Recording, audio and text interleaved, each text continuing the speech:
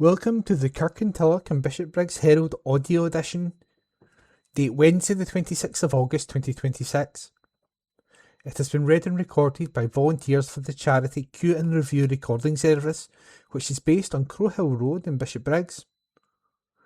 If you have any feedback about our service, call Ian at Q and Review on 0141 724 1797 and leave a message, or call my mobile number 07572 543 885 and I'll do my best to help. Weekend was a massive hit by Julie Currie. The second annual Big Weekend in Kirkintilloch was staged on Friday, Saturday and Sunday. An inaugural event last year to make up somewhat for the loss of the town's Canal Festival, it was such a hit that the Kirkintilloch BID team decided to do it all again. And the good folk of Kirkintilloch and East Dunbartonshire were more than happy to attend the 3-day event for a feast of entertainment, fairground rides and even some wrestling performances. The classic car show proved a winner, with people of all ages enjoying a look under the bonnets of some bonny chassis. Wee ones were well entertained too, whether that was enjoying a shot on the shows or getting a unique design from the talented Young at Art face painting team. A variety of street food vendors ensured that locals and visitors alike were well catered for throughout the big weekend. A spokesperson for the BID team said, "It's been fantastic to see the Kirkintilloch community come together and enjoy the big weekend. From the rides and food to the live music, wrestling, entertainment and amazing stalls, there was something for everyone to enjoy over the course of the 3 days. What an incredible turnout we had, and the atmosphere was amazing as a result. A huge thank you to everyone who came along, supported the event, brought the family, and helped make it such a brilliant weekend. Kirkintilloch really came together, and we couldn't be prouder." That article was written by Julie Currie, and it was read by Jahan. Lewis, writer of The Great Mill Reef, and later a key figure on the Epsom training scene, died at the age of 89. The Welshman was aboard the Ian Balding-trained colt when he won both the Derby and the Prix de l'Arc de Triomphe in 1971, an association that was the highlight of a hugely successful career in the saddle. August 28, 1988. 33 people died when 3 Italian Air Force jets collided during an aerobatics display at Ramstein in western Germany. On this day last year, BAFTA-winning actor Michael Ward was bailed after appearing in court charged with rape and sexual assault. August 29, 1930. The Reverend William Spooner, who gave the world Spoonerisms, died. On this day last year, Evita star Rachel Zegler was to perform her first solo concert in the West End. The Snow White actress, 24, would take to the London Palladium stage, where she was starring as Eva Peron in Jamie Lloyd's new production of the hit musical Evita. August 30th, 1963. The hotline between the U.S. President and Soviet Premier was established to reduce the risk of an accidental nuclear war. This article was read by Aaron. Lot of funds for Centre, a report by Julie Currie. The Addiction Recovery Centre in Kirkintilloch has been awarded £16,800 by the National Lottery Community Fund. The money will keep its services running for the next year, and they will continue to be offered free of charge. The centre has supported people affected by alcohol, drug and gambling addiction and their families across East Dunbartonshire and beyond since 2002. It has no paid staff.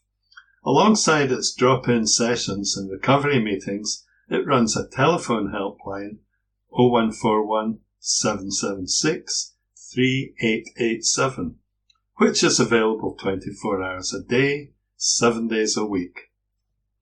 In 2011, it received the Queen's Award for Voluntary Service the highest honour given to local voluntary groups in the UK and the organisational equivalent of an MBE. Adam Harley, MSP for Strathkelvin and Bearsden, visited the centre to mark the award. He has also lodged a motion in Parliament congratulating the centre and paying tribute to the late Seamus Harkin, who co-ran it for more than 20 years and spent over 4 decades helping people into recovery. Seamus was named East Dunbartonshire Provost's Community Champion in 2025 and was presented with the award at the centre on July 14 last year. A memorial service was held in his honour earlier this month.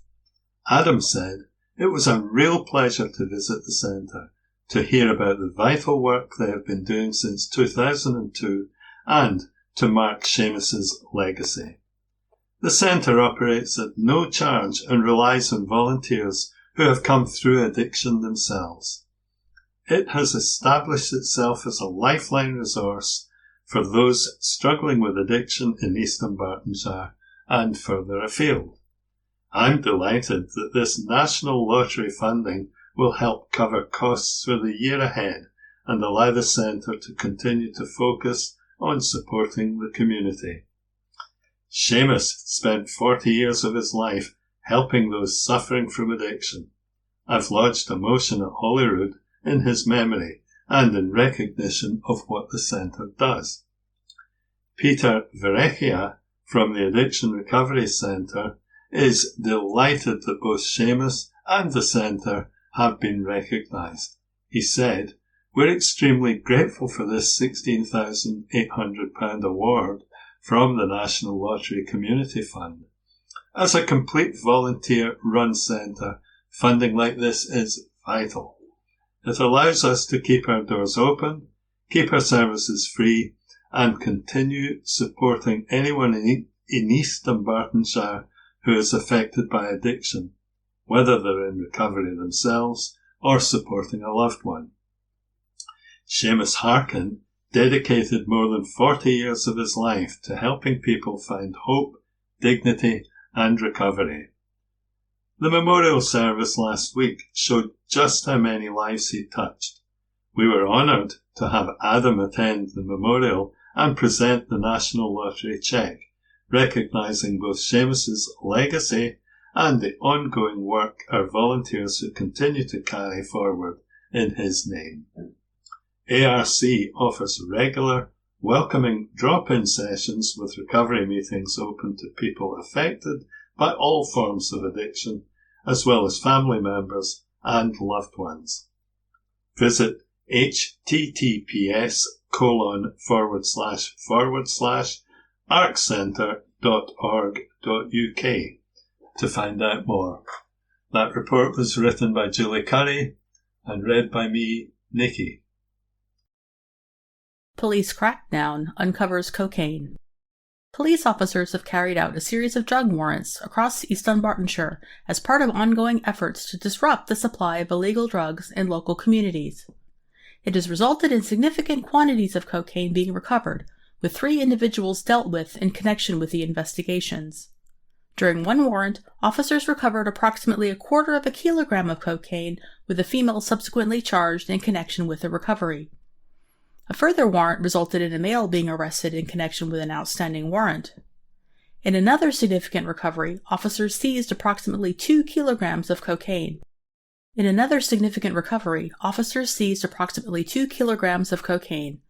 male was arrested and subsequently charged in connection with being concerned in the supply of controlled drugs. Sergeant John Fitzsimmons said, "This activity demonstrates the continued focus of local officers on tackling those involved in the supply and distribution of drugs and preventing illegal substances from reaching communities across East Dunbartonshire. Drug supply can have a significant impact on individuals, families, and communities, and officers continue to act on information and intelligence to identify those involved. Police Scotland continues to encourage the public to report concerns about drug dealing. Information provided by communities can play an important role in helping officers identify those involved and take action. Call Police Scotland on 101 or Crime Stoppers in confidence on 0800 555 111. This article was read by Erin. Garage car fire. This article is unattributed. Police are investigating a deliberate car fire at a local garage amid fears of a fresh wave of gangland violence.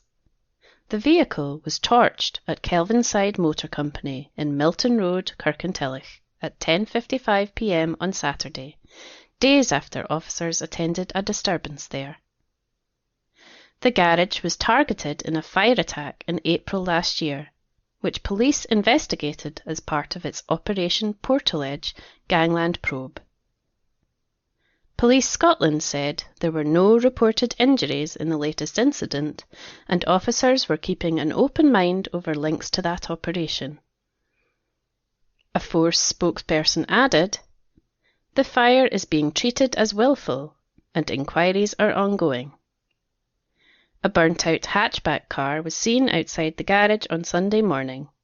No one was injured as a result of the fire, which has been treated as willful.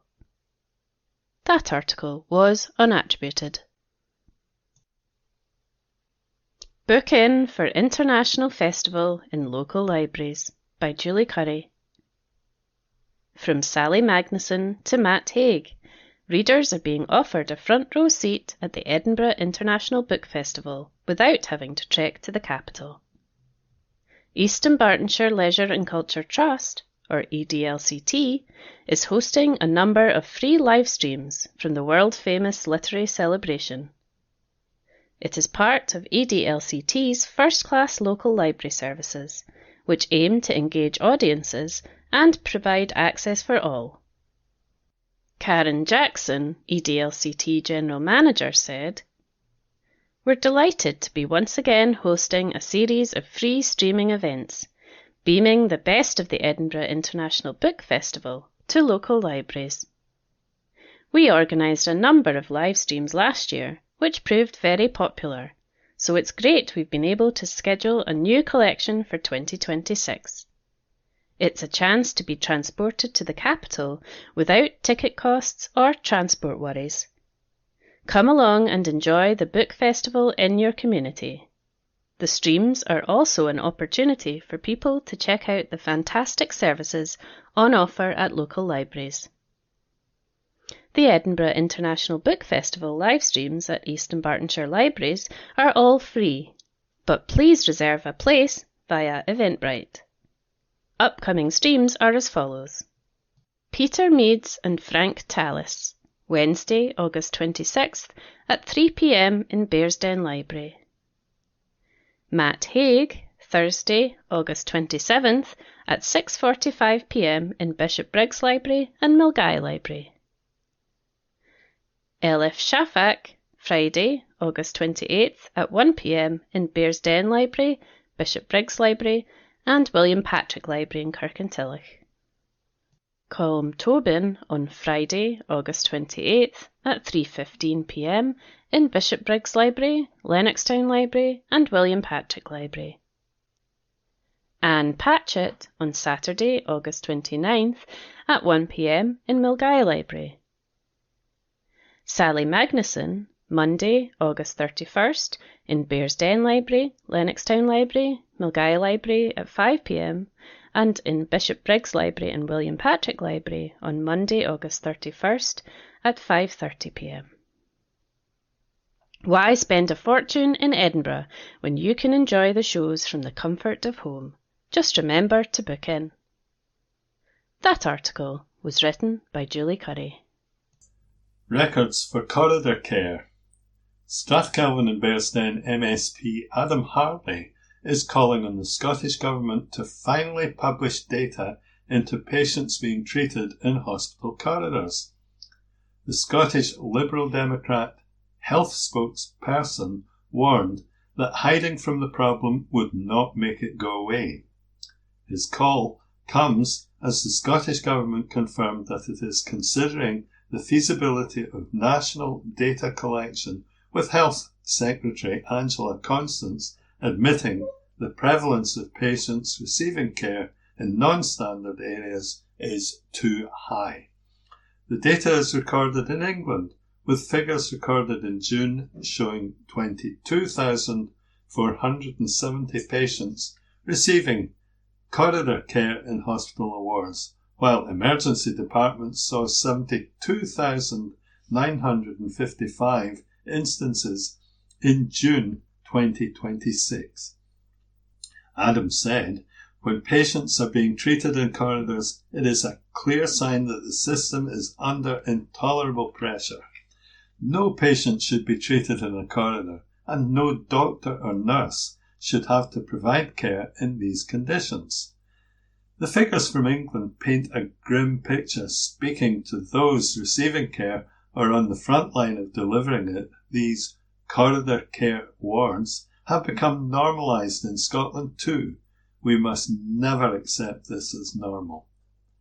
Ministers need to explain to patients, families and NHS staff how they will finally end this unacceptable situation. That starts with proper collection and publication of data on the scale of the problem. The failure to fix social care means our hospitals are full of people ready to leave, while A&Es are full of people waiting to be seen. Counting cost of council tax. New research has revealed the Scottish local authorities that have experienced the biggest rises in average council tax per dwelling since 1996-97. Landlord insurance experts Alan Boswell Group used data from the Scottish Government and analysed average council tax per dwelling across all 32 local authorities in Scotland. Shetland Islands ranked first, where average council tax per dwelling increased from £347 in 1996-97 to £1,299 in 2026-27, marking a 274.35% rise and an increase of £952. While East Dunbartonshire ranked 11th by percentage increase at 186.68%, it recorded the largest increase in monetary terms of any Scottish local authority, with average council tax per dwelling rising by £1,359 from £728 to £2,087. It now has the highest average council tax per dwelling and has recorded the largest increase in cash terms at £1,359. This report is unattributed and read by Emily. Newsagent in the news. This article was written by Julie Curry. Not many folk can say they've clocked up an incredible 50 years in one business. However, this week, newsagent Stuart Walker achieved that incredible feat, and to celebrate, he thanked loyal customers for their support in the last 5 decades. The shutters rolled up on Stuart's shop at 99 Townhead in August 1976. It was fondly known as the hole in the wall because the shutter came down to the pavement with no inner door. The current premises, just along the road at 55 Townhead, are packed from floor to ceiling like in Aladdin's cave. Stuart, 86, said, "Throughout the 50 years there have been many changes in the town, but the shop has remained relatively unchanged. The original fittings, scales, and cash register add to its charm. It retains the smell of newsprint and sweets. From the first newspaper we sold in 1976 to the bale we opened this morning, it's been our loyal customers who have made this shop what it is. We couldn't have imagined then how many mornings we would share with the community. The regulars who became friends, the children who grew up buying pocket money toys or sweets on the way to school and now bring in children of their own, and everyone who stopped for a paper, a chat, or a bit of both. Hogmanay has always been busy too, with customers coming in for essential supplies, wrapping up boxes of chocolates for the first footers, and just making it home in time for the bells. None of this would have been possible without our customers. Their loyalty, custom, and kindness over 5 decades have meant more to us than we can say." Stuart was born and bred in Kirkintilloch, growing up in Gallowhill Road and attending Lenzie Academy. A compositor to trade, he did his apprenticeship at Collins, then worked for the Citizen. He met his wife Elizabeth through playing badminton in the town, and they married in 1965 in St. Andrew's Church, where Farm Foods now stands. Elizabeth, 82, was a hairdresser before having their 2 daughters. Lisa had just started school when the shop opened, and Shona arrived prematurely a couple of weeks after the shop opened, so it was a pretty busy month. Lisa said, Dad came home one day and announced that he'd bought a newsagent shop. To help him get started, his mom and dad, Tommy and Jesse, came to help in the shop and continued to lend a hand for many years. It was a spur-of-the-moment decision, but he's still working today and has not mentioned retiring. Lisa and Shona both met their future husbands through the shop, and Stuart and Elizabeth are now blessed with 2 grandsons. The couple live in Lenzie, in the house he built back in 1965. Stuart still works in the shop every day and has no plans to retire just yet. He added, Long hours and hard work helped us survive through recessions and pandemics. We have many fond memories of customers, from their jokes and banter to seeing families growing up. On this milestone, we simply want to say thank you. From all of us, to all of you. This article was written by Julie Curry and read by Erin. Gary shoulders competition in strongman event. This article was written by Julie Curry. The team at the training station gym in Mulgai are keen to promote strength and build confidence among their members. They are also keen to make a name for themselves in the world of fitness, and an event on Sunday, August 16th, helped them do just that.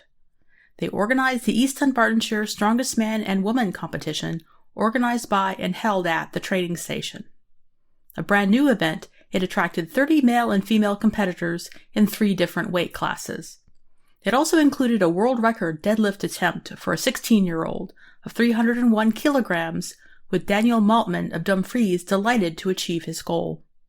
The gym's event coordinator, Murray McGarvey, said, The event was free to spectators who could view the activities from the beer garden of Jaw Brew Pub and enjoy their craft beers and food truck. Local participants competed with athletes from across the UK in a number of challenging events across the day, including van pulls, deadlifts, and bag throws, to earn their accolades. The judging panel included Lewis Jack, who was Scotland's strongest man 4 times, and Andrea Gaffney, Scotland's strongest woman. The event also saw a new world record being achieved, with Daniel Maltman of Dumfries lifting a massive verified deadlift of 303.5 kilograms to take the record for a 16-year-old. It was a great day, and very much enjoyed by everyone at the gym, the competitors and spectators alike. Also delighted by his performance at the event was Gary O'Brien from Kirkintilloch, who won the Stone to Shoulder event.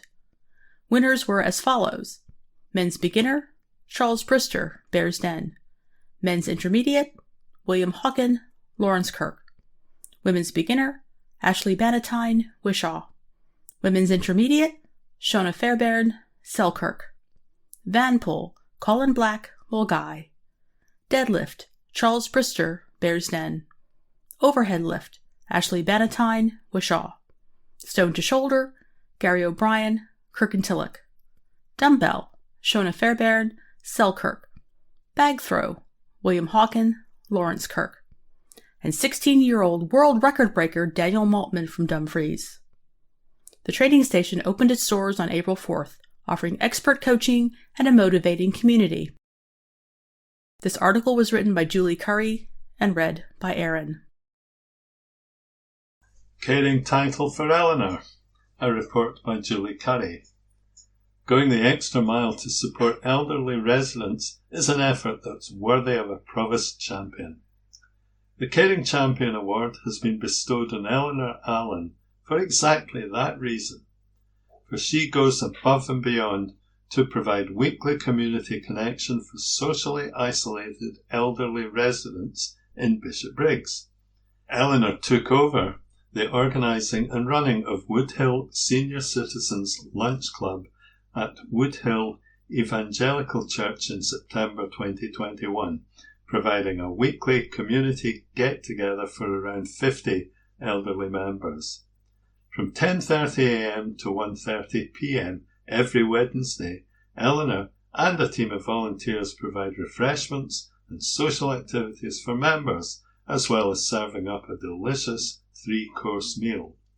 Members can play Scrabble or dominoes, read books or newspapers, and enjoy some pampering by having their nails painted, as well as a chair aerobics class, spiritual talks, and pamper sessions.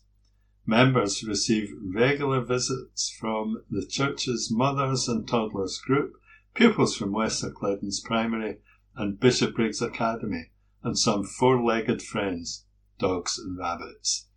Every August, the members go on an outing to Largs, where they get lunch and an opportunity to browse in the shops or take a walk along the prom. The club is dementia-friendly and everyone is warmly welcomed and treated with dignity and respect. For many, the club represents their only weekly outing, making a big difference in their lives. For one couple, it's been a dating service. The pair met at lunch club and recently announced their engagement.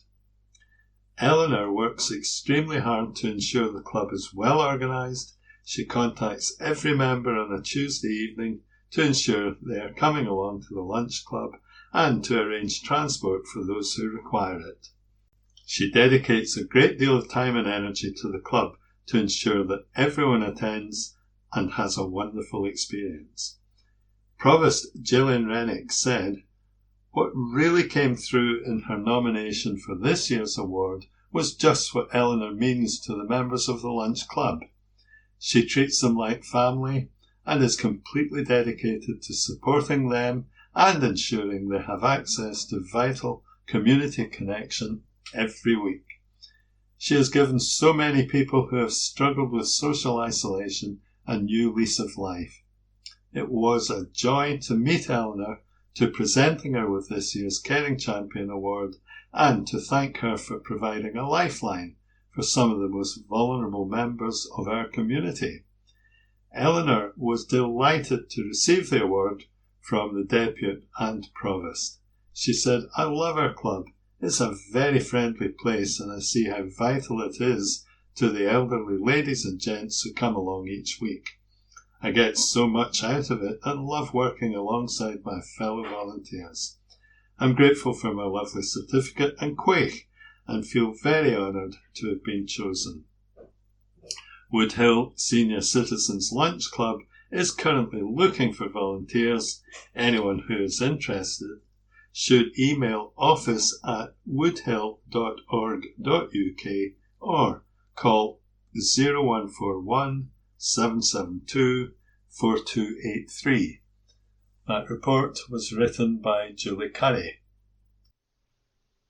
Callum's Brutal Trek for Charity by Julie Curry. A Milton of Campsie man tackled more than 25 brutal miles of the West Highland Way for Breast Cancer UK. Callum, through his elation at having completed the fundraising challenge on July 26th, was a wee bit tempered by the aches and pains he felt afterwards. He said, "I was definitely feeling it, but I finished the route, so I'm really happy about that." Callum ran from Inversnaid to the Bridge of Orchy, a total of 26.5 miles with more than 3,000 feet of ascent. He left home at 6:30 a.m. to drive to his starting point. It was quite overcast when I started, but as the day progressed, it got nicer and I ended up sunburned, so I can't complain, he said. The route was designed with the help of AI to incorporate 5 car-reachable pit stops along the way. Callum's mum, girlfriend Hazel, and friends helped with refreshments along with their dogs, Sam and Storm. He said, "We mapped the stops along the way so that I could refill my water bag and get some food. It worked well, as I ran out of water only once along one of the sections, so that was pretty good going." Sam, a whippet, and Storm, a greyhound collie, have ran with Callum on previous shorter routes, but he thought the sections were too big in between the stops to take them with him. The ascent on the route was not as high as he originally calculated, 4,600 feet, but it still exceeded 3,000 feet, which is equal to the height of a Munro. Callum said, "Because we used AI to help plot the route, it didn't follow the original paths. I was expecting more, so I suppose that's a good thing, and there was still some hefty climbing.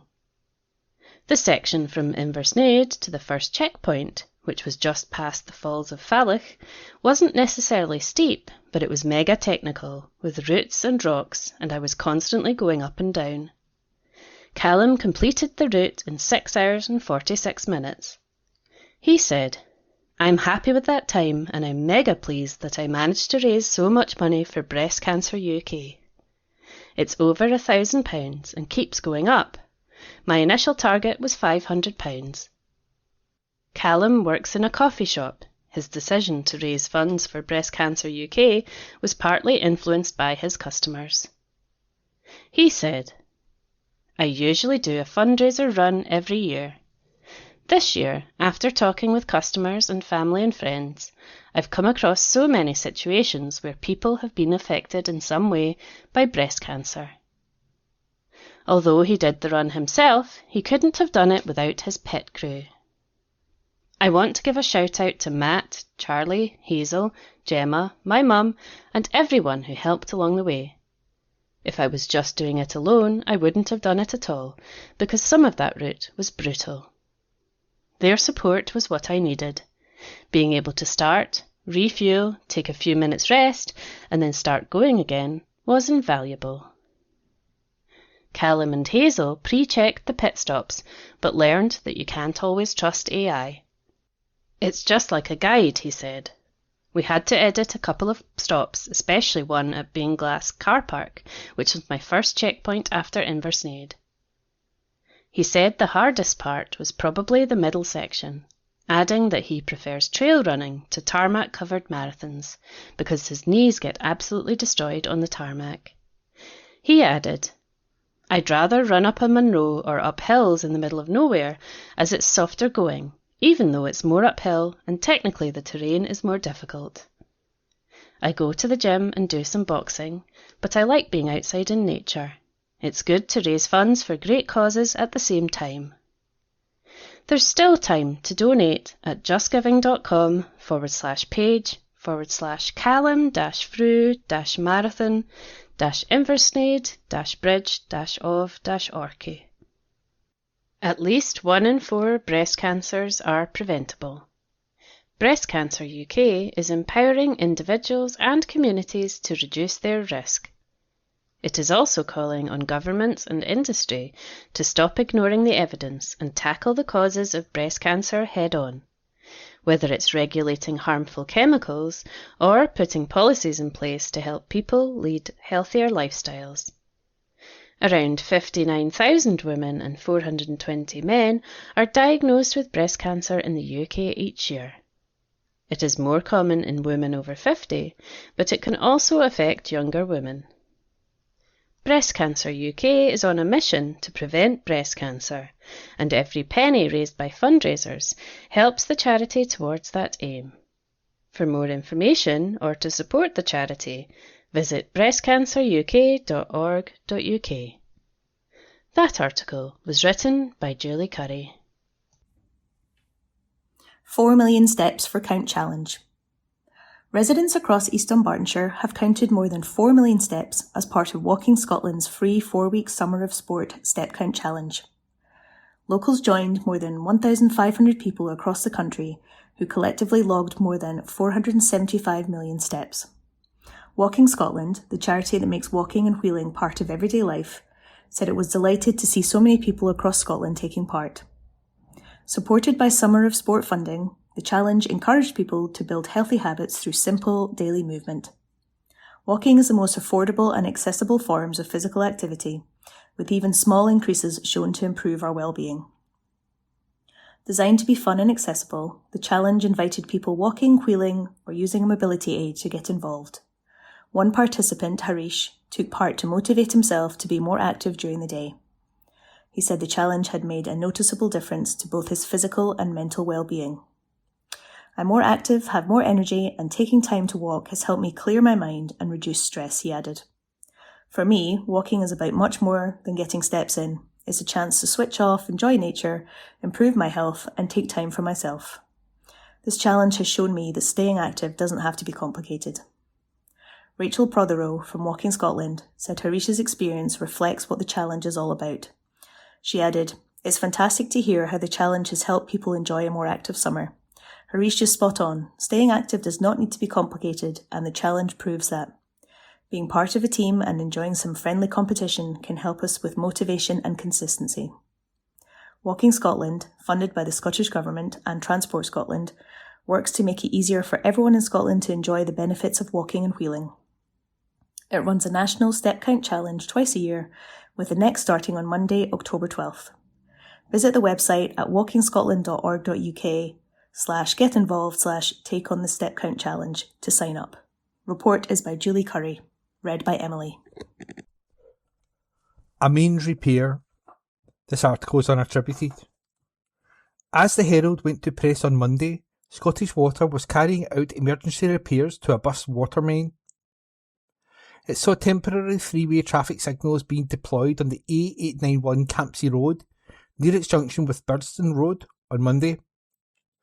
These works are expected to be in place for around 1 week or until the works are completed. A council spokesman said, "In order for the work to be carried out in a safe manner, the existing traffic signals have been switched off, and temporary three-way traffic signals incorporating pedestrian crossing facilities are being used to control traffic movements on Campsie Road at its junction with Birdstone Road and Antermony Road, Milton of Campsie. The temporary traffic signals are being manually controlled between 7 AM and 7 PM each day." The author of that article was unattributed. Explore Opportunities for Creating Woodlands by Julie Curry. Farmers and land managers across the Central Belt are being invited to apply for a free farm woodland assessment from Scottish Forestry. The assessments are a quick and easy way to explore woodland creation opportunities. Following a site visit, participants receive a detailed report identifying potential areas for planting, available forestry grants, and projected costs and income. Planting trees can bring a range of benefits to a farm business, including shelter and shade for livestock, improved biodiversity, a potential wood fuel resource, and future income opportunities. Will Chadwick, Scottish Forestry Woodland Creation Officer, said, "Many farmers are interested in tree planting but are unsure where to start. The assessment is a simple way to explore the opportunities and find out what support is available. The assessments are completely free and provided on a no-obligation basis. They give farmers the information they need to decide whether woodland creation could benefit their business, both now and in the future." The Imrie family farms at Hillhead Farm in Torrance undertook an assessment in 2017. Matt Imrie said it gave them the information and confidence needed to move forward with tree planting. He explained, "I came across an article in the Scottish Farmer magazine advertising the free assessments, and I decided to apply. The consultant who carried out the assessment for Scottish Forestry was great. We walked the site and discussed different options and the farm's objectives. It didn't take long for the report to arrive, which detailed a couple of different design options, the benefits each would bring, the funding available, and the next steps. The document gave us the opportunity to consider the information and make a decision. Now the trees are in the ground, it is clear integrating trees into the farm was the right decision, and this was all kicked off by the Farm Woodland Assessment. There are a limited number of assessments available, and applicants must be based within the Central Scotland Green Network or climate forest areas. To register your interest, complete and return the application form on Scottish Forestry's website by Sunday, January 3rd, 2027. That article was written by Julie Curry. Countdown for new National 5 classes. East Dunbartonshire Council's Count Me In team will be running courses at community centres across East Dunbartonshire starting this September. It comes after the team successfully delivered free National 5 application of maths courses to adult learners for the first time in 2025-26. The National 5 application of maths course is the study of maths in real-life contexts. It focuses on the areas of numeracy, finance, statistics, measurement, and geometry, and aims to equip learners with the mathematical skills and knowledge needed in everyday life, personally and in the workplace. The first weekly sessions have now been lined up, kicking off in the week beginning Monday, September 7th. They will take place at the following times and locations: Tuesdays from 2:15pm to 4:15pm in Auchinairn Community Centre, Wednesdays from 6pm to 8pm in Hillhead Community Centre, Wednesdays from 6:30pm to 8:30pm, and Thursdays from 2pm to 4pm in Milgai Community Centre. The course will be taught in small groups by experienced tutors, and all learning materials and resources will be provided free of charge. Previous participants have enjoyed many benefits.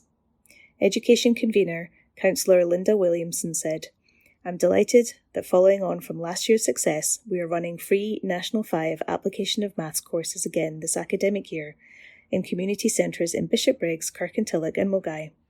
This is an excellent opportunity for local adults looking to obtain a National 5 Application of Maths qualification, whether to brush up their math skills in pursuit of a job or to gain access to further study.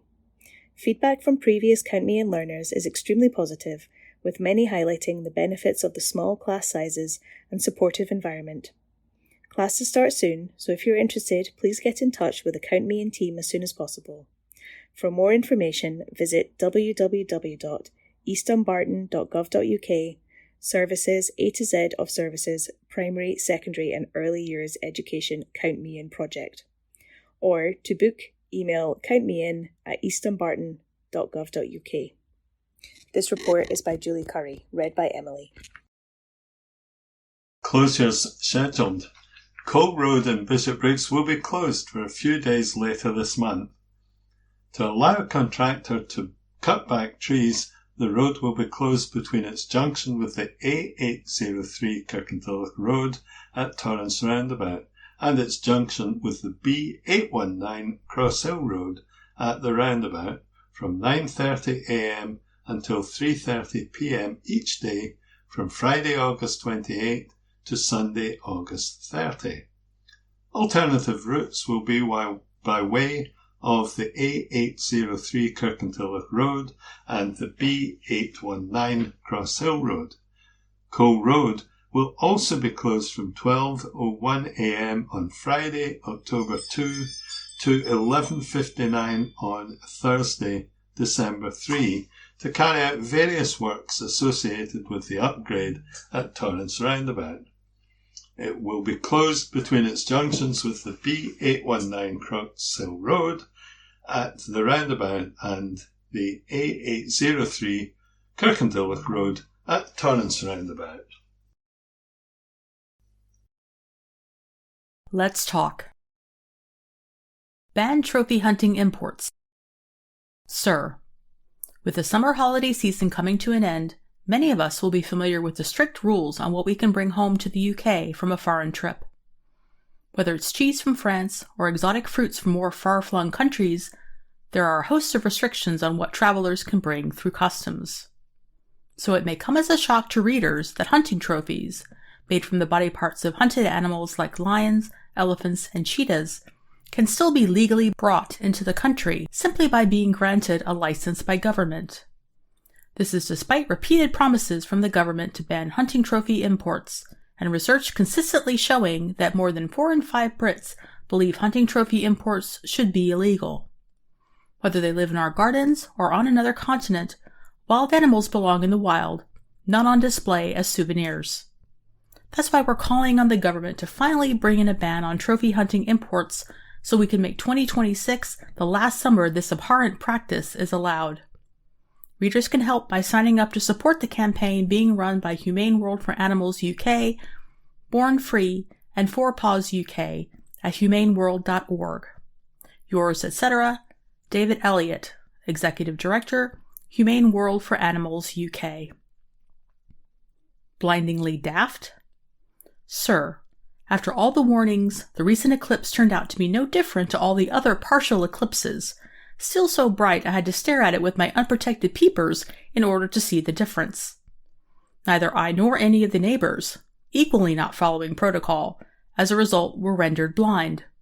Nor was the neighborhood overrun with triffids, or even Peter Gabriel's giant hogweed seeking revenge.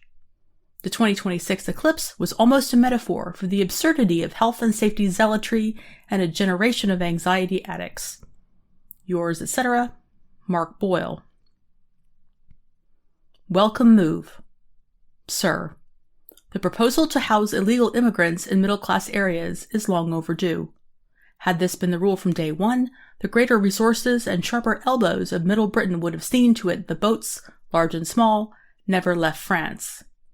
I hope that every MP soon finds next door occupied by these travellers from afar. Yours, etc., Tim Flynn. License e-bikes. Sir, politicians haven't a clue. Oh good, they cried, e-bikes will save the planet. Instead, what have we got?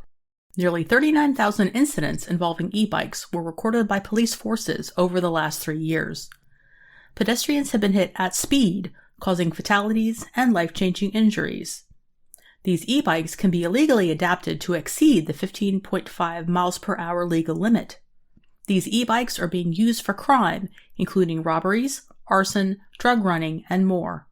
Police forces were not able to identify thousands of these e-cyclists. Lawyer Nick Freeman, popularly known as Mr. Loophole by the tabloid press, pointed out that the law is impotent because there is no identification. Why have our politicians not acted and come up with the obvious solution, licensing and number plates? If a motorbike can display a number plate, then so can e-bikes and ordinary cycles. Cyclists and e-cyclists should pay road tax and have insurance. Private e-scooters are not legal on public roads and pavements, so should be confiscated and destroyed. Yours, etc., Clark Cross. Learning the right lessons. Sir, in 2020, the SNP under Nicola Sturgeon set up the Scottish National Investment Bank, which, quote, invested a little over £1 billion. Up to March, the SNIB lost £73 million and a further £37 million in losses are expected. A review by the former Scottish Government Permanent Secretary Sir John Elvidge urges the bank's management to learn the right lessons. The right lessons to learn are that the Scottish Government should not be running a bank, and when it inevitably goes wrong, they should seek the advice of the appropriate experts. Bankers, commercial lawyers, and economists, not those of a distinguished former civil servant with an Oxford English degree. Yours, etc., Otto Inglis. These letters to the editor were read by Aaron. Pilot to support conservation, a report written by Julie Curry. Historic Environment Scotland has announced a new pilot fund to help Scotland's listed places of worship carry out vital repairs and conservation work. Scotland's Places of Worship Fund will support eligible listed places of worship across the country by helping them recover VAT costs associated with repair works, helping to protect some of the country's most valued historic buildings and the communities that use them. The fund is expected to open for applications in October. Historic places of worship form an important part of our historic environment. Many also serve as community spaces, local landmarks, visitor destinations, and venues for a wide range of activities and services. The pilot scheme was developed in response to the closure of the UK-wide Listed Places of Worship grant scheme, which helped eligible listed places of worship reclaim VAT costs on repair and conservation projects. Scotland's Places of Worship Fund will operate as a standalone scheme until the end of March next year, with up to £1 million made available through the existing HES grants budget. Funding will be allocated on a first-come, first-served basis to eligible applicants. The pilot will help assess demand for the scheme in Scotland and provide evidence to inform any potential future funding arrangements. Katarina Brown, HES Chief Executive Officer, said, "Scotland's historic places of worship are an important part of our shared heritage. They contribute significantly to the character of towns, villages and cities across the country, and many continue to play a central role within their local communities. Scotland's Places of Worship Fund pilot will help organisations caring for listed places of worship undertake essential repair and conservation work by offsetting eligible VAT costs. By supporting early intervention and ongoing maintenance, the fund will help protect historic buildings, sustain traditional skills, and support the long-term resilience of significant heritage assets across Scotland. This is a pilot scheme for 2026-27. The experience and evidence gathered through the pilot will help inform discussions on any potential future delivery arrangements. Marie McCallan, Cabinet Secretary for Education, Culture and Gaelic, welcomed the new fund.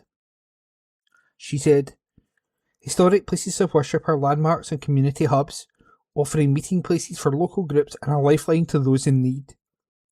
This new fund will help care for these important buildings and keep them at the heart of community life, since VAT charges on essential repair work can act as a barrier to investment in historic buildings. It shows our ongoing commitment to Scotland's cultural heritage." Susan O'Connor, Head of Grants at HES, added, "We look forward to consulting with representatives from places of worship in the coming weeks to help shape a fund that supports the care of those buildings and responds to the needs of their communities."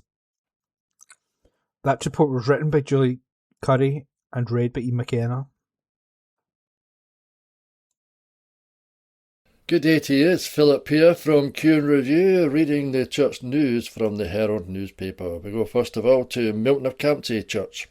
The Gospel for Glasgow was well received during our Go Mad fortnight, as were the welcome words chalked on the steps of our building. There was an opportunity too to get involved in our community art project. The new session is now well underway. Jigsaw, Epic and Crossover are back in business. Also Monday, 9:45 a.m, Baby and Toddler. 2 p.m, Hobbies Club.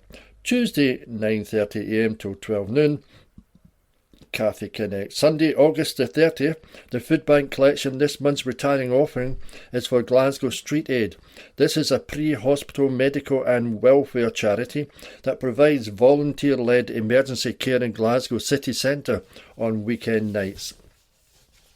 Also, Glasgow Street Aid's team are qualified volunteers, which includes paramedics, nurses and first responders.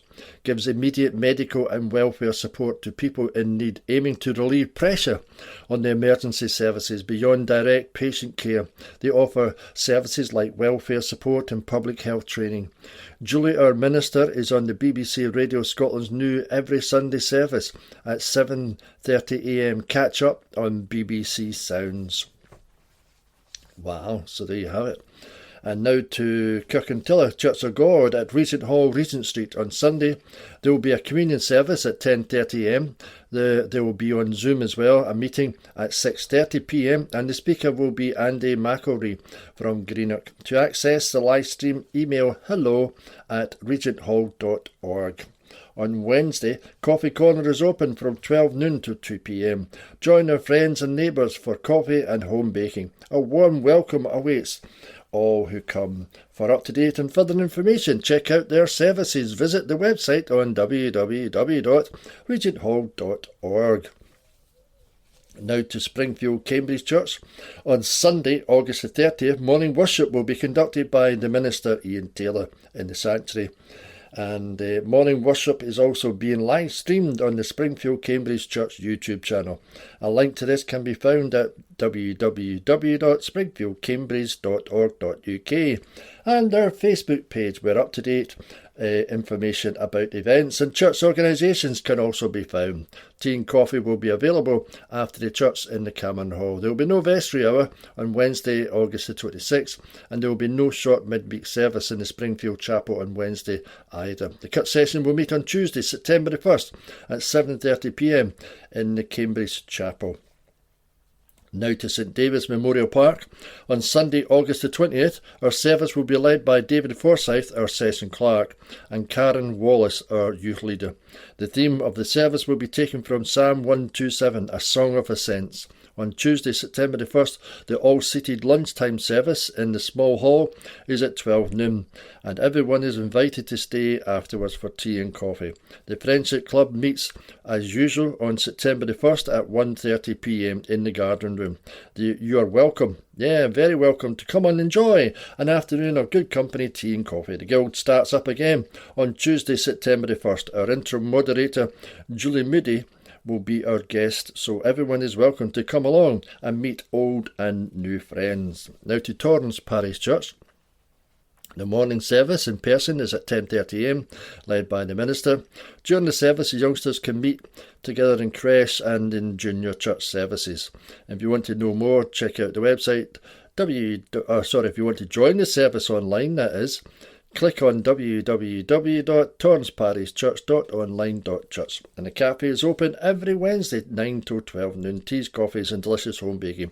Why not come and taste for yourself? To find out about regular weekly activities, check the website for what's on at www.tpc.org.uk. Now to Lenzie Church of Scotland. Sunday worship on August the 30th at 11am will be led by the Reverend Donald MacLeod. All are welcome. A live stream of the service is available on YouTube. Come and Sing, the dementia-friendly singing group, meets in Lenzie Old Parish Church on Tuesday, September the 1st at 1:15pm. A warm welcome awaits all, and of course a cuppa and a bite. Please feel free to come and sing. The Girls' Brigade meets again on Tuesdays 7:30pm till 8:15pm in the church hall, and will have a programme of activities for all school-aged girls. The Craft Club meets at 10 till 12 noon in Lenzie Old Parish session room. Keen on sewing, are you? Yeah? Knitting, crocheting, or just a beginner? Come along to the meeting place. The coffee shop is open from Wednesdays till 10 till 12 noon in the new hall. Meet friends and enjoy a chat over a cuppa. Everyone from the very young to the young at heart is welcome to attend. We also have a good selection of greetings cards and second-hand books for sale.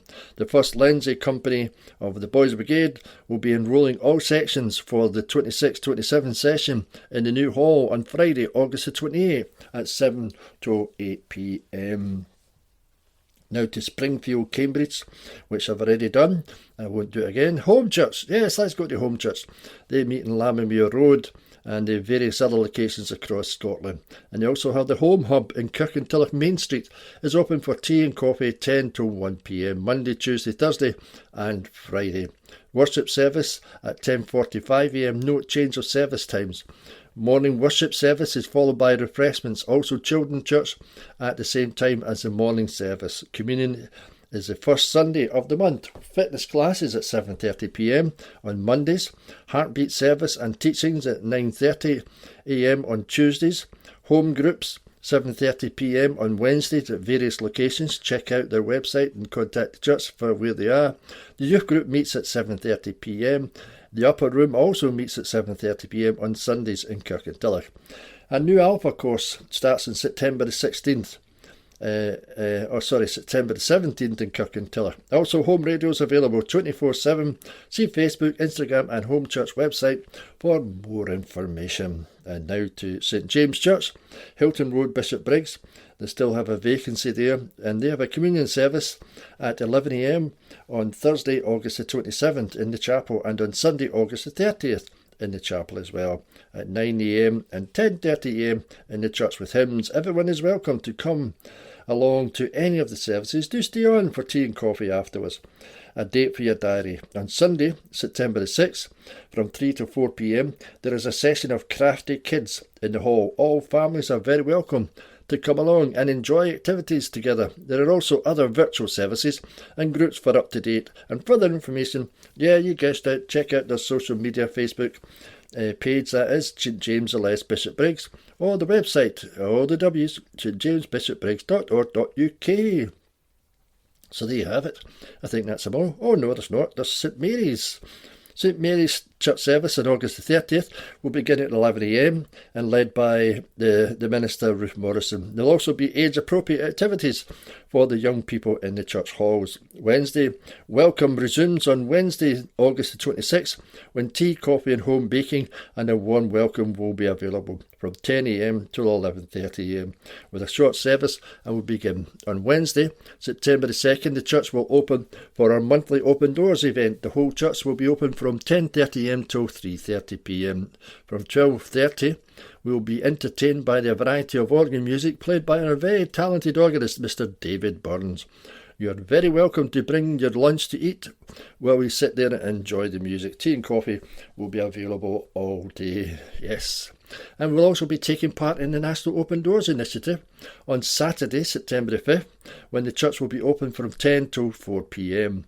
Why not come and enjoy the peace and beauty of our building in the heart of the busy town, with drinking a cup of tea or coffee. Games for children for all ages will be there. So there you have it. That's all the church news. Is it? Or is it not? No, it definitely is this time. So thank you for listening. My name's Philip, and God bless you. And if you have any church news or any item that you wish me to address and add in next week's show, no, it's not a show, next week's recording, it'd be great. And if you want to listen to my dulcet tones, I'm on home radio on Monday nights. That's Home Radio Scotland, Monday nights between 8 and 9 p.m, where I talk and share about what's happening across the world, what God is doing, and what Christians are doing as well. So God bless you. Thanks for tuning in, and have a good week. As published on Wednesday the 26th of August, District News. What's on? A poignant evening of remembrance. Young Artist of the Year, Ben Walker. Scotland is set to host its first ever Festival of Remembrance this November, with a poignant concert to commemorate all those who have lost their lives through service. Organised by the Royal British Legion Scotland in association with Poppy Scotland, the Festival of Remembrance will take place at the Usher Hall, Edinburgh, on Saturday, November the 7th, a day prior to Remembrance Sunday. The event will be hosted by broadcaster Mark Mackenzie from British Forces Broadcasting Service, and will include special performances from the Band of His Majesty's Royal Marines, Scotland, the Band of the Royal Regiment of Scotland, and the Royal Air Force Central Scotland Pipes and Drums. Singer/songwriter, vocal coach and Royal British Legion Scotland sweetheart, Amy Hawthorne, will also take to the stage, performing a moving wartime medley, before Scottish Young Artist of the Year, Ben Walker, entertains the audience. Indie rock singer Ben, of Montrose, is delighted to be performing in Edinburgh during Remembrance Weekend. He said, "To be asked to perform at the Usher Hall for such a special Remembrance event is a huge honour. It means a lot to be part of an event that brings people together to remember, reflect and pay respect. I'm really looking forward to it." Dr. Claire Armstrong, OBE, Chief Executive of Royal British Legion Scotland, said, "Royal British Legion Scotland and Poppy Scotland are thrilled to host this national event supported by the Scottish Government at the Usher Hall, Edinburgh. This will be a poignant evening telling the story of service personnel through the mediums of music, film and song, culminating in the act of remembrance. We look forward to welcoming you on the night." Tickets are priced from £24.20 and include a 10% per ticket booking fee. Under 16s must be accompanied by an adult. To purchase tickets, visit cultureedinburgh.com/events/Scotland's-festival-remembrance. What's on? Climate Festival. As part of EDCEH's first Climate Festival, we are collaborating with Walk Run Cycle East Dunbartonshire, WRCED. Join us for games, music, stalls and all things active travel, climate action and, of course, community. Groups in attendance include Walking Scotland, Home Energy Scotland, Better Points, Men's Shed and more to be confirmed. Music in the bandstand. Sunday, August 30th, 1pm to 4pm, Peel Park, Kirkintilloch. Remember to walk, run, cycle, scoot to the event if you can. Bring a picnic and blanket, enjoy a great free community gathering. To email interest of attending as a group organisation, please email info@easternbartonshire.climateaction.org.uk. That's info@easternbartonshire.org.uk. Quiz night. Join Kirkintilloch Kelvin Brass at Kirkintilloch Miners on Saturday, August 29th for a night of tricky trivia, silly side quests, a bountiful bar, tasty treats and premium prizes. Teams of 5 people maximum, £10 entry, to help fund their journey to York for the National Brass Band Championships of Great Britain. Groups. Lenzie After School Club. The club restarts on Monday, August 31st from 4:30pm till 6pm at Lenzie Academy Astro Pitch and is open to all P7 pupils who are interested in playing small-sided fun football games. The club objective is to allow primary 7 pupils to mix socially prior to going to their senior schools with the senior Lenzie Academy pupils as mentors with adult supervision. To register or for more information, please email stevenson.ian@hotmail.co.uk. Horticultural Society. We were fortunate to have a dry day for our recent summer outing to Scone Palace in the picturesque heart of Perthshire, with members enjoying views over the River Tay and time spent in the extensive grounds and parklands. Some also visited the state rooms and learned more about the palace history. We are now looking forward to holding our annual flower show in St Mary's Church Hall, Cowgate, Kirkintilloch, on Saturday, September the 5th. As last year, it will be held in association with Glasgow and District Fuchsia Society. There will also be a tea room and tombola. Doors open at 2pm with admission by donation, plus a charge of £3 adults and £1 children for those using the tea room. As in recent years, there will be no membership fees or charges for entries, and certificates will be awarded for the best exhibit in each class. Show schedules for exhibitors, which include the rules and classes for each entry, can be found by visiting our website www.kirkintillochhorty.org.uk. Schedules will also be available from the William Patrick Library, Calder's and other businesses. Anyone looking for more information about the Society can call Paul Malcolm on 0141 578 1520. Meet Lara Longlegs, an 8-year-old lurcher. Lara loves food and adventures. This gorgeous girl is a true cuddle bug who is affectionate and adores spending time with her favourite people. She is an active pooch who enjoys exploring on walks, playing fetch with her toys and going swimming. She has a true zest for life and everything it has to offer. She happily jumps in the car on day trips and loves to look out of the window to watch the world go. She is also a real foodie and gets excited about a treat of sausages, cheese or peanut butter. If you are looking for a loving, playful companion who is just as happy exploring outdoors as she is snuggling, Lara Longlegs can be your perfect match. Please get in touch with Dog Trust West Calder to find out more. And that was this week's District News, read by Ian. Motors, road test, Suzuki e-Vitara Ultra. Suzuki finally show up at electric party. e-Vitara offers a simple route to greener motoring, writes Julie Marshall. Manufacturers are accelerating their shift to electrification, launching a wave of new EVs in quick succession. Suzuki may be a relatively late arrival to the party, but the e-Vitara marks an important milestone as its first fully electric model.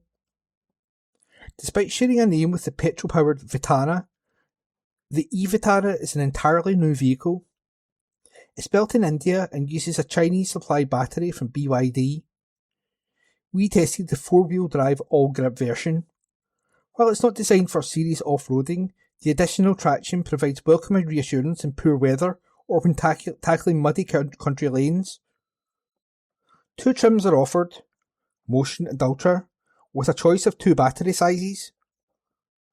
The 49kW version produces 142 bhp, while the larger 61kW battery delivers 172 bhp in motion specification, or 236 bhp in the range-topping Ultra. Standard equipment on the Motion is generous, including a reversing camera, front and rear parking sensors, adaptive cruise control, navigation, smartphone connectivity and a comprehensive suite of safety systems. Prices start at £26,249 for the Motion, rising to £32,049 for the Ultra as tested. The Ultra ups the ante with a second motor for extra punch, along with a crisp 360-degree camera that makes parking effortless, a panoramic roof, heated steering wheel, adaptive headlights, occasionally overzealous in practice, and an upgraded sound system. As expected, most functions are accessed via the central touchscreen. Thankfully, key controls such as fan speed, air conditioning and volume retain physical knobs and switches beneath the screen. The menu structure is intuitive, though the interface can feel slightly sluggish at times. Charging times depend on the equipment available. Suzuki quote 9 hours for a 10 to 100% charge using a 7kW home wall box, and as little as 45 minutes to go from 10 to 80% on a DC rapid charger. Official range is up to 245 miles, though winter conditions, with heating, heated steering wheel and wipers working overtime, can see that figure dip comfortably below 200 miles. Inside, the e-Vitara feels noticeably more premium than previous Suzuki models, with plenty of soft touch materials and a solid build quality throughout. It seats 5 adults comfortably, with excellent visibility for the driver and generous rear legroom. The rear bench slides and splits 40-20-40, a practical touch that allows longer items to be loaded without sacrificing passenger space. Boot capacity is modest at 238 litres, and the loading lip is on the high side. Sliding the rear seats forward increases space to 306 litres, while folding them expands capacity to 562 litres. On the road, the ride is comfortable, steering is sharp and precise, and the tight turning circle makes it easy to manoeuvre. Performance is brisk and smooth, with 0 to 62 mph dispatched in 7.4 seconds. For loyal Suzuki customers considering the switch to electric, the e-Vitara could prove a compelling first step into EV ownership. As written by Julie Marshall. Louise bids to get to Mexico. A report by Kevin McRoberts. A Kirkintilloch Taekwondo star who took up the sport after being diagnosed with type 1 diabetes at just 7 years old is now preparing to represent Scotland at the World Championships in Mexico this November. Louise Campbell, now 21 and a second Dan adult black belt and Taekwondo instructor, has come an incredible distance since her childhood diagnosis. For Louise, fitness has always played a huge part in helping her manage her type 1 diabetes. Staying active and maintaining a healthy lifestyle has become an important part of her routine and helps her manage and maintain good blood glucose levels. What started as a way of keeping fit has developed into a passion that has taken Louise all the way to the Scotland ITF team and now to the biggest competition of her Taekwondo career. After years of dedication, training and competing, Louise has earned her place representing Scotland at the 2026 ITF Taekwondo World Championships in Mexico this November.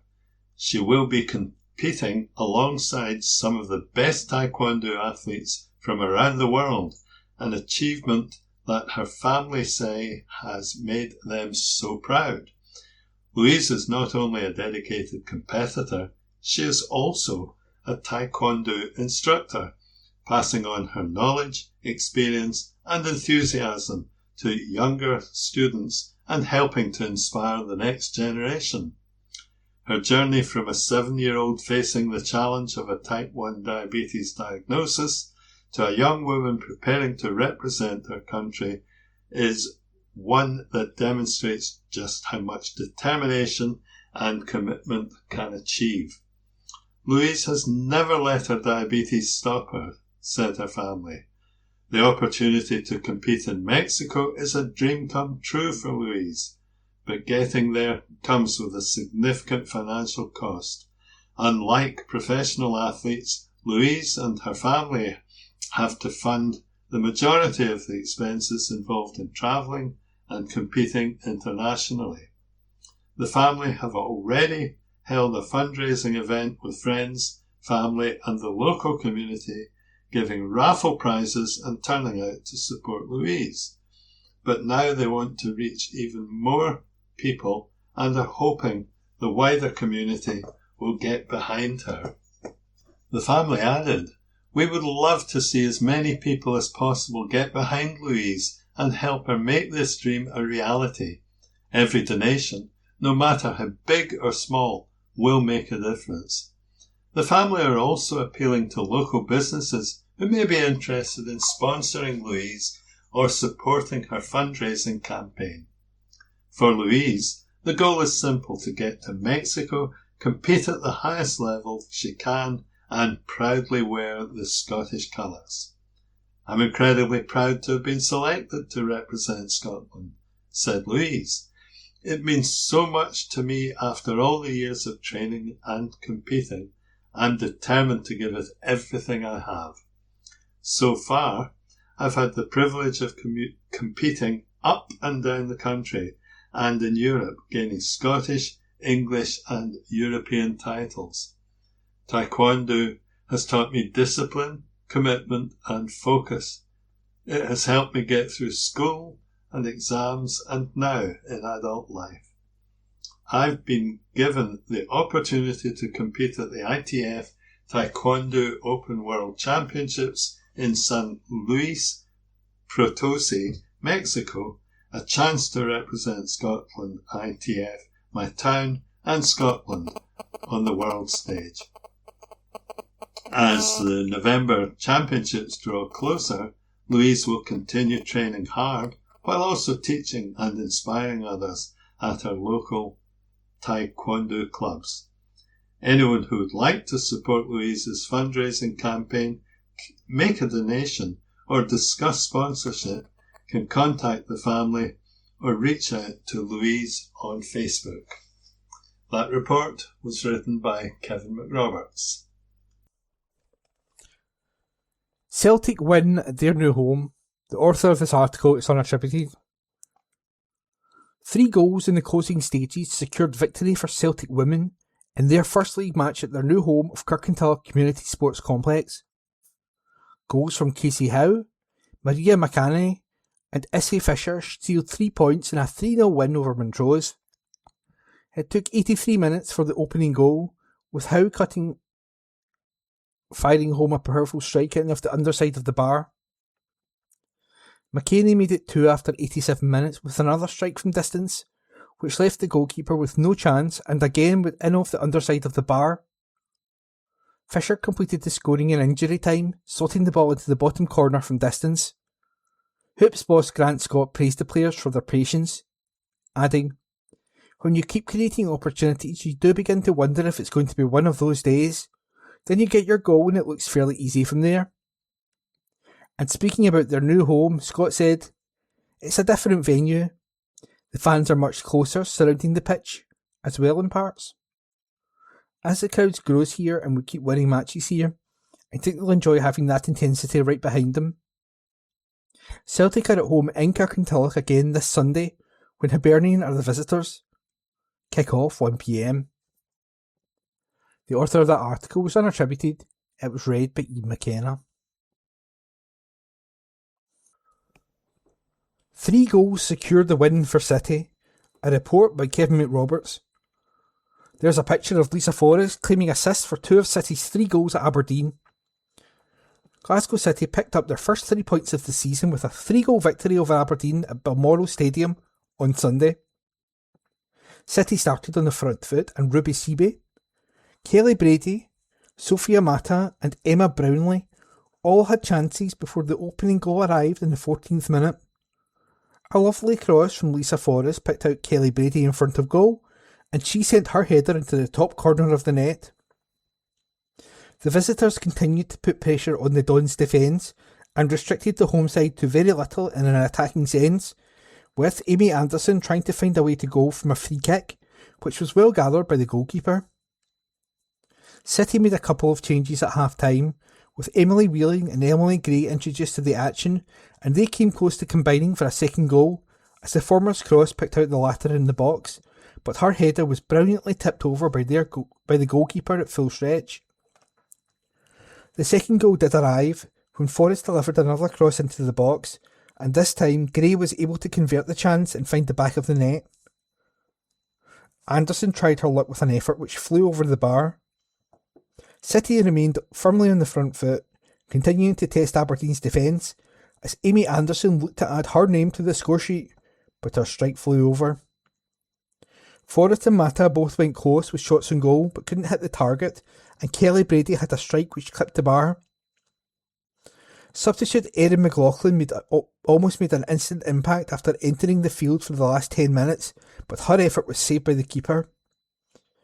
Gray forced another save from the goalkeeper, and debutant Jana Kotic saw a long-range strike hit the bar.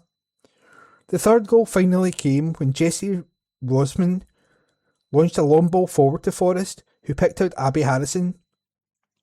She then set up Erin McLaughlin to slip the ball past the goalkeeper. This Sunday, Glasgow City are back at Petershill Park for their third Premier League match of the campaign, where Spartans will be the visitors. Kick-off is at 1 p.m. Tickets are available via Fanbase. That report was written by Kevin McRoberts and read by Ian McKenna.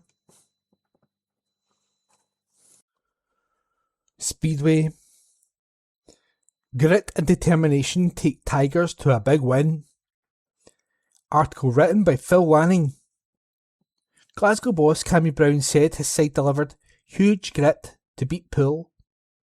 The Allied Vehicles Tigers took a 47-43 victory in the Cab Direct Championship over the high-flying Dorset side at Ashfield on Friday night. Leon Frint and Chris Harris were the late show heroes again, with 2 5-1s in the heats and 13 and 15. But Freddie Hodder also delivered a vital contribution of paid 10, and guess Anders Rau was outstanding with 9. Brown said, "It was another nail-biting finale for the fans, but it's a great win for the team. Considering we are having to use 2 guests, to beat Poole in that manner is always satisfying. The team showed huge grit to get the job done. Obviously, we need to up our game even further if we reach the playoffs. Narrowly winning at home isn't going to work over 2 legs when it comes to the crunch. But right now, the only objective is to get to the playoffs, and that win is a large step in the right direction. Rightfully, Leon and Chris should take all the plaudits. They were sensational again. They completely bossed the crucial heats to get us over the line. However, Freddie was fantastic. He made all the difference with paid 10, and the 2 5-1s he got were absolutely pivotal. Sadly for him, his bike packed up twice when he was in scoring positions in the last 2 rides. I feel he would have scored more and our victory a bit more comfortable. Anders was a great guest for us. He had to move his schedules to take the booking for us, and we are grateful to him for that. He was excellent. His swoop pass of Richard Lawson was one of the classiest moments of the night. The meeting was a topsy-turvy affair, which swung one way and then another, with a remarkable 8 5-1s in total. There were 5 maximums in succession in the middle part of the meeting, with Poole edging ahead by 31-29. However, Glasgow's potent top 2 of Flint and Harris dominated the crucial heats 13 and 15 to seal the deal. Brown added, "We have away meetings at Plymouth and Redcar this week, and then Scunthorpe in a fortnight here at Ashfield. 2 points from those fixtures should be enough to secure our place in the top 4.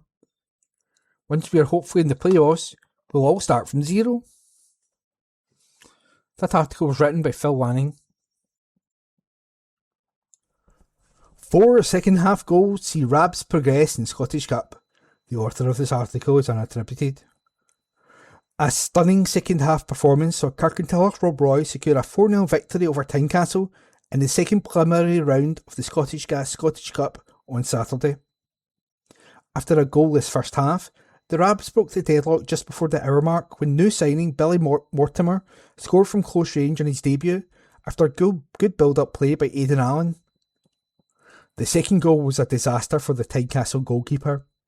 He dispossessed the ball at his feet by Greg Burns, who tapped the ball into the empty net.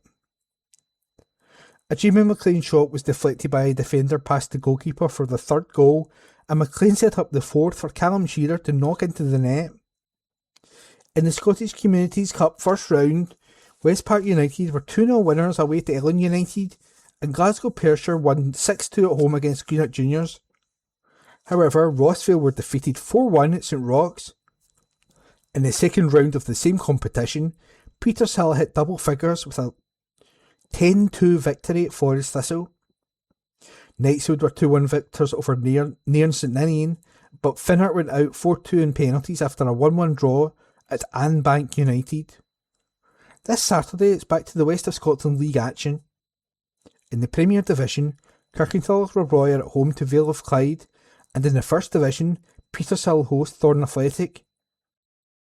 Finnart and Ashfield meet in the Second Division at Greenfield Park, while Knightswood travel to Yoker Athletic.